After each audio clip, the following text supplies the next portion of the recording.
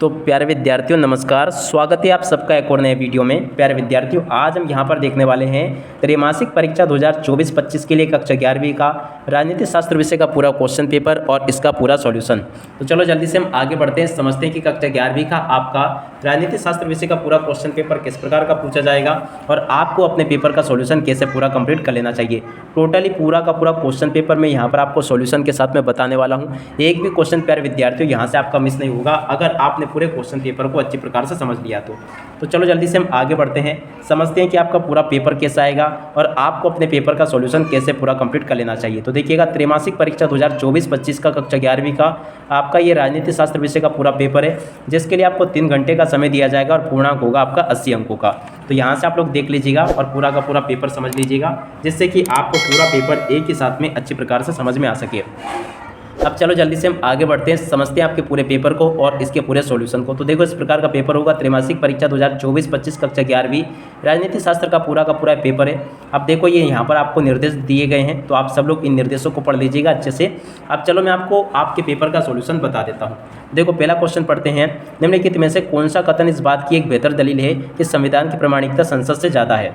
तो देखो, इसका राइट आंसर आ जाएगा, संविधान ही यही बताता है कि संसद कैसे बनाई जाए और इनमें कौन कौन सी शक्तियाँ प्राप्त होगी, ठीक है ना। उसके अलावा अगला क्वेश्चन, निम्नलिखित में से कौन मौलिक अधिकारों का सबसे उचित वर्णन करता है। तो देखो, इसका राइट आंसर आ जाएगा, संविधान द्वारा नागरिकों को प्रदत्त समस्त अधिकार, इसका राइट आंसर आएगा। देखो, दूसरे का राइट आंसर बाज आएगा। उसके अलावा तीसरा क्वेश्चन पढ़ते हैं, संविधान में समय समय पर संशोधन करना आवश्यक होता है क्योंकि। देखो, इसका राइट आंसर आ जाएगा, परिस्थितियां बदलने पर संविधान में उचित संशोधन करना आवश्यक हो जाता है। देखो, तीसरे का राइट आंसर क्या आ जाएगा, आ। उसके बाद में अगला क्वेश्चन, निम्नलिखित में धर्मनिरपेक्षता का कौन सा सिद्धांत भारत के संविधान में अपनाया जाता है। देखो, यहाँ से आपको लिख देना, राज्य का धर्म से कोई लेना देना नहीं है। उसके बाद में अगला question, first past the past प्रणाली में वही प्रत्याशी विजेता घोषित किया जाता है जो। तो देखो, इसका राइट आंसर आ जाएगा, चुनाव क्षेत्र में अन्य उम्मीदवारों से ज़्यादा मत हासिल करे। तो देखो, यहाँ तक का पूरा सॉल्यूशन मैंने आपको बता दिया। कुछ इसी प्रकार का क्वेश्चन पेपर आपको परीक्षाओं में देखने को मिलेगा, तो यहाँ से आप सब लोग पूरे पेपर को देख लें और अच्छी प्रकार से इस पेपर को समझ भी लें, ताकि आप सब लोग अपनी परीक्षाओं के पेपर में पूरे अंक प्राप्त कर सके। अब चलो जल्दी से हम आगे बढ़ते हैं और आगे के पेपर के सॉल्यूशन को देखते हैं। अब इसके बाद में देखिएगा प्यारे विद्यार्थियों, प्रश्न नंबर 6 ये लिखा है, आप लोग पढ़ लीजिएगा, संसदीय कार्यपालिका का अर्थ होता है। तो देखो, ऐसी कार्यपालिका जो संसद के बहुमत के समर्थन पर निर्भर हो। तो देखो, छठे का राइट आंसर यह आ जाएगा। अब इसके बाद में देखो, 7वां क्वेश्चन, निम्न में से किस राज्य में द्विसदनात्मक व्यवस्थापिका नहीं है। तो देखो, यहाँ पर आपको लिख देना मध्य प्रदेश। इस प्रकार से आप सब लोग इन प्रश्नों को देख लें और पूरा का पूरा समझ लें। अब इसके अलावा देखो, यहाँ पर आपको प्रश्न नंबर 2 में रिक्त स्थान पूर्ति देखने को मिल जाएगी, तो यहाँ से आप सब लोग रिक्त स्थानों की पूर्ति को और पूरा कर लें। तो देखो, पहला क्वेश्चन, भारतीय संविधान अंतिम रूप से 26 नवंबर 1949 को पारित किया गया। तो ये इसका राइट आंसर होगा। अस्पृश्यता का अंत अनुच्छेद 17 के अधिकार के अंतर्गत किया गया। तो इसका राइट आंसर यह आ जाएगा। राज्य के मुख्यमंत्री की नियुक्ति राज्यपाल करता है। राज्य के मुख्यमंत्री की नियुक्ति किसके द्वारा की जाती है, राज्यपाल के द्वारा। तो यहाँ से आप लोग देख लें इसको। अगला क्वेश्चन, भारत की केंद्रीय विधायिका को संसद नाम से जाना जाता है। क्या लिखोगे यहाँ पर, संसद। उसके अलावा अगला क्वेश्चन, भारतीय संविधान 4 प्रकार की न्यायिक व्यवस्थापिका की स्थापना करता है। क्या लिखोगे यहाँ पर, 4। उसके अलावा वर्तमान भारतीय संविधान में 395 अनुच्छेद है। कितने अनुच्छेद है, 395। उसके अलावा अगला क्वेश्चन, 1947 के जापान के संविधान को शांति संविधान कहा जाता है। क्या कहते हैं इसको, शांति संविधान। तो यहाँ से आप लोग देख लें इसको पूरा का पूरा और समझ भी लें अच्छी प्रकार से, ताकि आप सब लोग अपनी परीक्षाओं के पेपर में इनको इस प्रकार से लिख कर आ सको। तो यहाँ तक के सभी क्वेश्चन और उनके आंसर मैंने आपको बता दिए। अब चलो जल्दी से हम आगे बढ़ते हैं। तो देखो, यहाँ पे आप लोग इन क्वेश्चन को देख लीजिएगा। प्रश्न नंबर 3 में आपसे सत्य असत्य पूछे जाएंगे। अब देखो, सत्य असत्य किस प्रकार से आपसे पूछे जाएंगे पेपर में, चलो जल्दी से जानते हैं। तो देखो, पहला क्वेश्चन, सरकार के गठन और उसकी शक्ति के बारे में संविधान एक लिखित दस्तावेज है। देखो, ये बिल्कुल आपका सत्य हो जाएगा। अगला क्वेश्चन लेते हैं, क्या लिखा है, अधिकार पत्र में किसी देश की जनता को हासिल अधिकारों का वर्णन रहता है। ये भी आपका सत्य हो जाएगा। चुनाव आयोग में एक से ज़्यादा चुनाव आयुक्त की नियुक्ति अनिवार्य है। ये भी आपका सत्य होगा। सरकार के प्रधान एवं उनके संचितों को राजनीतिक कार्यपालिका कहते हैं। ये भी आपका सत्य होगा। उसके अलावा धन विधेयक का प्रमाणीकरण लोकसभा अध्यक्ष द्वारा किया जाता है। तो देखो, ये भी आपका सत्य हो जाएगा। अगला क्वेश्चन देखते हैं, न्यायपालिका देश के संविधान, लोकतांत्रिक परंपरा और जनता के प्रति उत्तरदायी है। तो देखो, ये भी आपका सत्य हो जाएगा।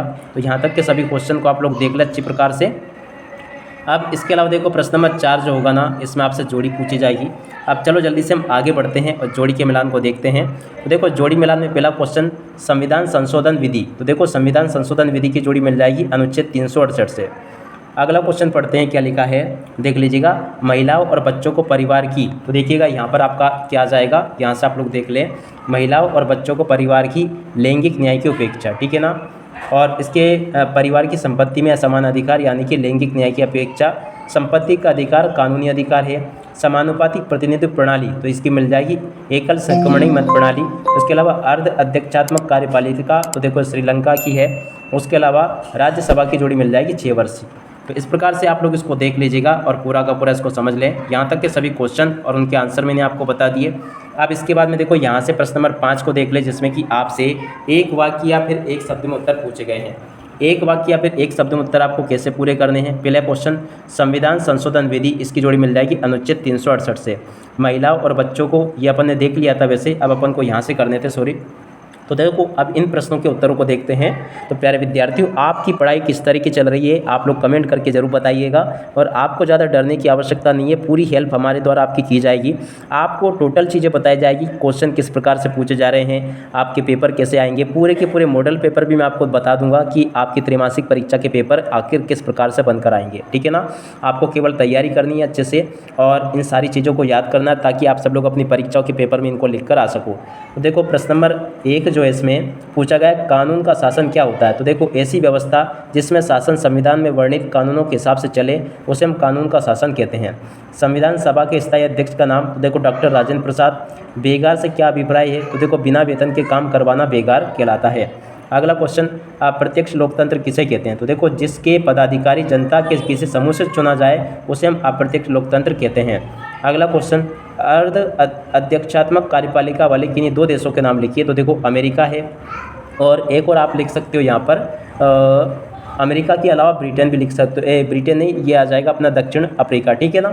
इस प्रकार से आप लोग लिख लें। उसके अलावा भारत में कौन सी शासन प्रणाली है, तो देखो यहाँ पर आपको लिख देना संसदीय शासन प्रणाली, ठीक है ना। इस प्रकार से यहाँ तक के इन क्वेश्चन को देख लें आप सब लोग और इनको पूरा भी कर लें। अब इसके बाद में इधर आ जाते हैं, तो इन प्रश्नों को देख लीजिएगा। इन प्रश्नों का सॉल्यूशन प्यारे विद्यार्थियों बहुत ही जल्दी मैं आपके लिए बनाने वाला हूं। पूरा का पूरा सॉल्यूशन मैं आपको दे दूंगा। आप सब लोग अभी पेपर को देख लें। इस प्रकार के क्वेश्चंस आपके पेपर में परीक्षाओं में आपसे पूछे जाते हैं। प्रश्न नंबर 11 को देख लीजिएगा, 12वां क्वेश्चन ये लिखा है। 12 के बाद में देखो प्रश्न नंबर 13 ये रहा, 14, 15, 16 और इसके अलावा 17, 18, 19वां क्वेश्चन ये यहाँ पर आपको दिए गए हैं। अब इसके बाद में चलो हम आगे बढ़ते हैं, आगे के क्वेश्चन और उनके आंसर को समझते हैं। तो देखो इसके अलावा ये यहाँ पर आपको क्वेश्चन दिए गए हैं। निर्वाचन आयोग के 4 कार्य, केंद्रीय मंत्रिमंडल के 4 कार्य, लोकसभा कार्यपालिका पर राज्यसभा की तुलना में ज़्यादा कारगर ढंग से कैसे नियंत्रण रख सकती है। इसके अलावा प्रश्न नंबर 23। तो देखो यहाँ तक के सभी क्वेश्चंस मैं आपको बता चुका हूँ। उम्मीद करता हूँ कि सभी क्वेश्चन आप सब लोगों ने अच्छे से समझ भी लिए होंगे और आप सब लोग अपनी परीक्षाओं के पेपर में इसको पूरा हल करके भी आ जाओगे। अब इसी के साथ में इस वीडियो को यहीं पर पूरा करते हैं। नमस्कार, जय हिंद, जय भारत।